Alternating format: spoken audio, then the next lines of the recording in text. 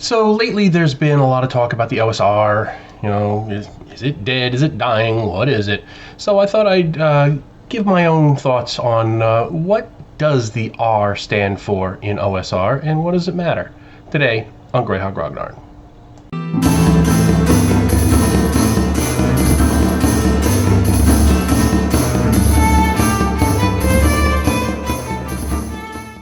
So the OSR has been around for a while, and the acronym can stand for different things depending on who you're talking to and what the context is.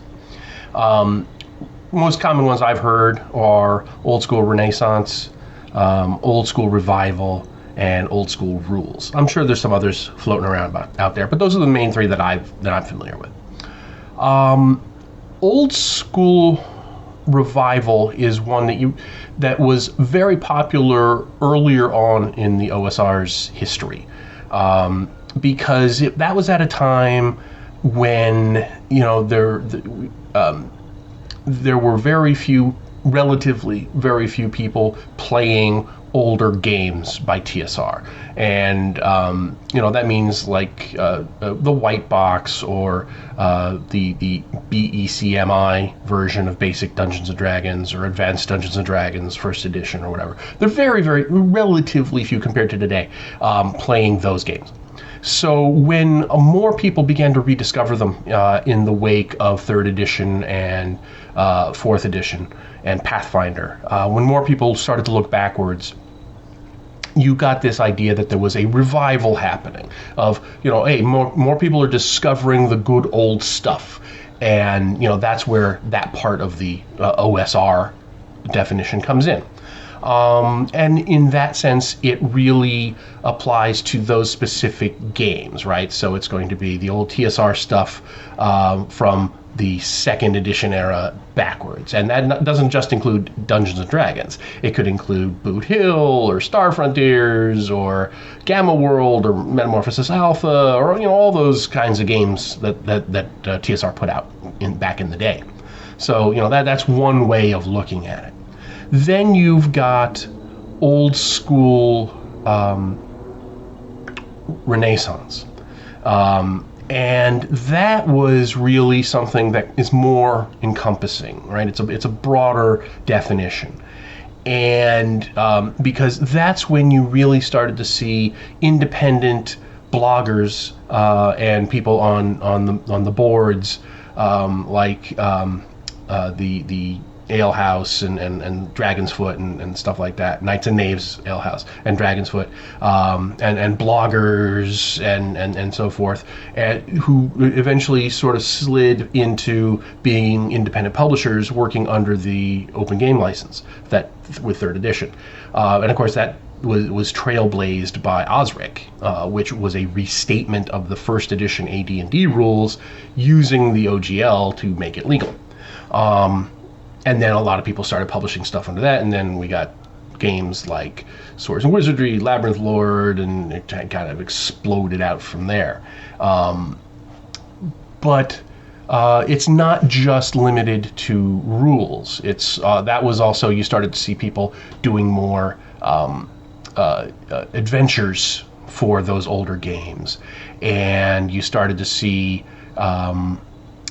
games that weren't just restatements of the older stuff, but started to put a different spin on the older rule systems. So you saw stuff like Lamentations of the Flame Princess, which had a very specific thing that it was aiming at. My own Adventures Dark and Deep, which was its own restatement of 1st edition with the stuff that Gary Gygax wanted to put in but couldn't. So it's not a restatement of 1st edition purely because it adds in all this other stuff and makes other changes. So it was more of an expansion of that. So between those two things, you start to see less emphasis on, I need to get a copy of Holmes Basic, or I need to get a copy of Menser, and moving more towards, I can make my own that is very specifically tailored to my own desires and needs and those of the people who play with me. So in my mind, that's where Renaissance differs, because it's starting to turn into a more creative endeavor rather than just seeking out the old stuff and playing it again. You needed to have that first as a groundwork, but then that led into this other thing. And there's also old school rules. And the way I look at it, and this is, possibly my own idiosyncratic definition of this, that's when you start to see newer rules being played in an old school style. And that's when you get more stuff like Five Torches Deep is a great example of this. It's 5th edition, but it's very much in an old school aesthetic. Although, when you use the phrase old school rules, it necessarily encompasses the original TSR rules as well as newer games that are based on those rules and either restate them or take them in a particular direction, have a particular emphasis, add stuff on, take stuff out. Those are all under that umbrella. But in my mind, it kind of goes more into, it adds on the idea of we're going to take newer games and play them in the old school style. And in fact, there's like I said, Five Torches Deep is probably the best example of that. And now remember, these definitions aren't necessarily, so compartmentalized, right? There's a ton of overlap. Different people are going to use them in different ways. This is just my way of thinking about it.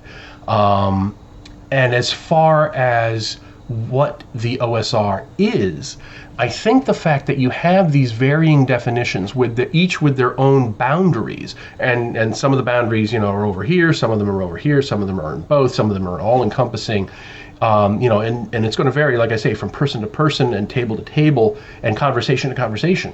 I might use the term old school revival one way in one context and old school revival in a different context in a slightly different, more nuanced way. So it's even the same person can use the same terms.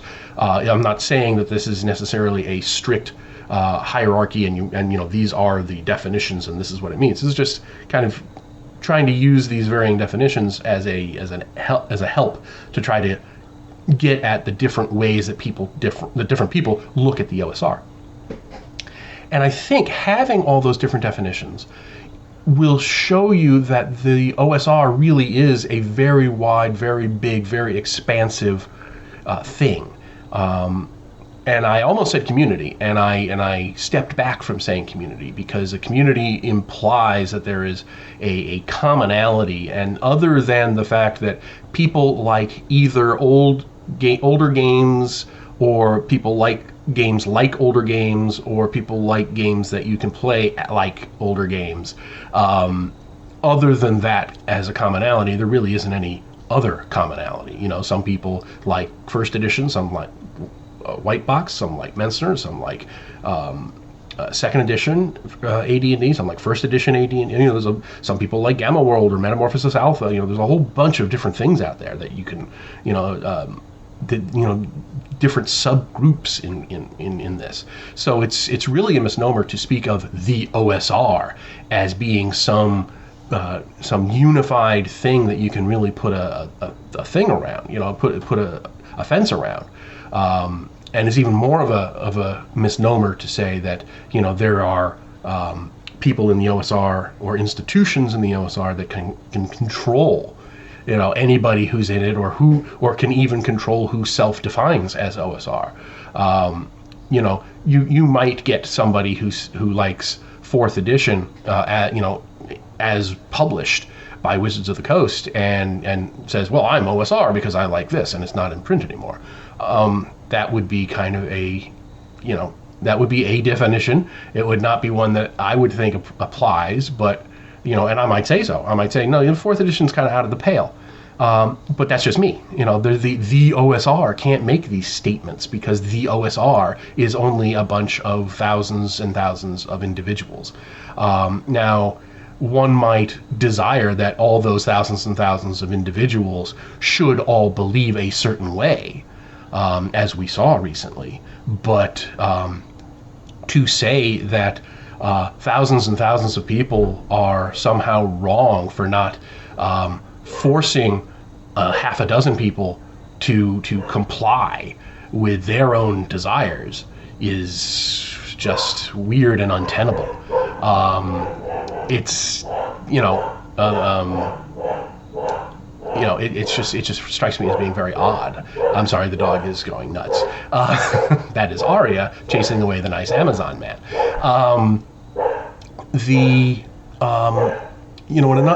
And around that same thing, the idea that a group of people whose only commonality is older forms of role-playing games should or could be expected to have any sort of commonality of belief outside of that very narrow definition, whether that's religious or political or anything else, is just absurd. It's like trying to say that everybody who likes Deep Purple, they should all be Democrats, or they should all be atheists, or they should all be something else. It just doesn't work that way. And then when you take it a step further and say, well, and if there are some people who call themselves Deep Purple fans, but they're really Greek Orthodox, and the other people in there don't condemn them for it, well, then that speaks poorly on the rest of them. That's just, it's crazy to talk like that. It's crazy to even think that. So, we have this thing called the OSR, which by its very nature is very nebulous. And, in the very name itself, you have 3 or more definitions that encompass all kinds of different things. And I think that's actually a strength of the OSR. And I like that. I like that about the OSR, that I can go to somebody's blog or whatever, and I can read about their version of a witch class for Holmes Basic and enjoy it, and not know what their politics are or what their religion is or anything else. I can just go there and enjoy this content. And it, because of the nebulous nature of the OSR, which by its very design and very nature can't be homogeneous in almost any sense outside of the purview of we like old games and we like games that are like old games. There's, that's a feature. It's not a bug. So anyway, just sort of riffing on what I talked about the other day. Well, by the time most of you see it, the other week. But I thought it was interesting to kind of tease out the different definitions of OSR. Rules, Renaissance, Revival. So tell me what you think of my definitions. Are there other definitions of OSR that I've forgotten of the acronym? Let me know what you think in the comments. I hope this little. It's so easy to get lost in what the essence of the OSR should be, and that's older games and games that are like older games. So anyway, hope you enjoyed this one. Let me know your thoughts in the comments, and I will talk to you later. Thanks for watching today's video. Please remember to hit the like button and subscribe to the channel. Below you'll find links to my Patreon, which helps make these videos possible. You'll also find the web store where you can buy my books, and my blog where you'll find all sorts of free downloads and other articles. Thanks, and have a great day.